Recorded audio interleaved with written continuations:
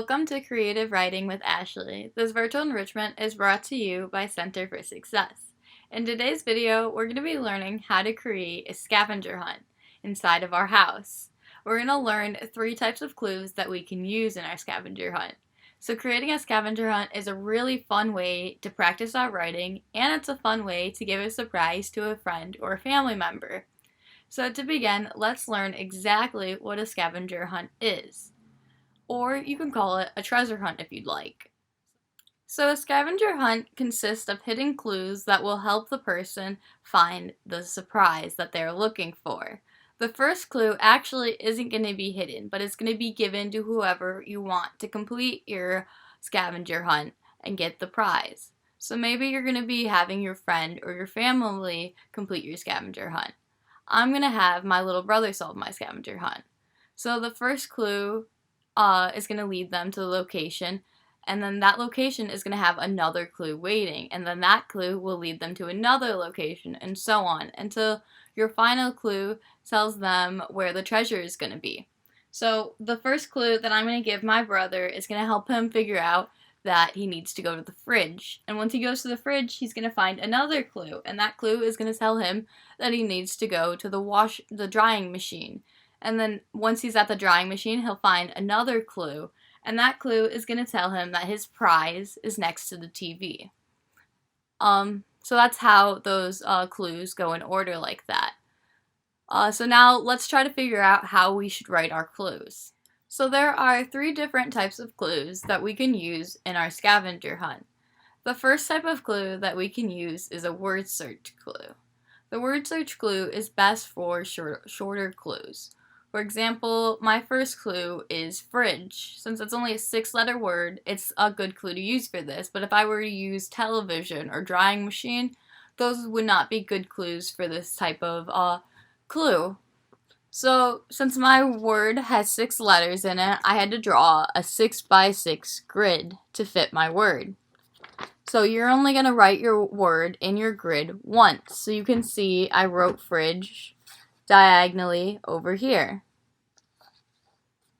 So you can write your word diagonally, side to side, or up and down. So then once you have your word written, you're going to want to brainstorm an antonym for your clue. So an antonym is a clue that means the opposite. So I thought a good antonym for fridge would be stove, because fridges keep food cold, while stoves make food hot. So you can see that I filled my word search with the word stove, or the letters from the word stove. So the way that you can solve this clue, and you can give them a hint to do this, is that you can tell them that the antonym is only written once in there. I'm sorry. Your clue is only written once, and your antonym is written multiple times. So they're going to have to look at this for a few minutes to find out what the actual clue is, because they might see stove and think that's it first, but if they see stove written more than once, then they know that can't be it. Now, for our second clue, we're going to do a fill-in-the-blank clue. So this is what my fill-in-the-blank clue looks like. As you can see, I don't have any of my vowels in there, so that's what we're going to leave blank. So if it is a vowel, which is an A, E, I, O, U, or sometimes Y, we are going to leave a blank. This clue is going to work best for longer words that have a lot of vowels in it, because if your word doesn't have a lot of vowels or it's really short, it's going to be really easy for them to guess what it is. We want to make sure that there's a couple of blanks so that it takes a minute for them to figure it out. So for the third and final clue, we're going to do a rhyming riddle clue.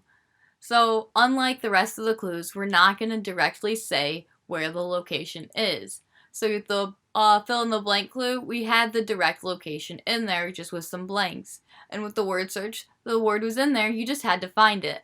This one, it's not going to be in there at all. You're going to have to figure out what we're rhyming about.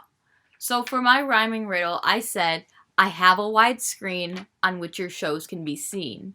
So what rhymes is wide screen and scene.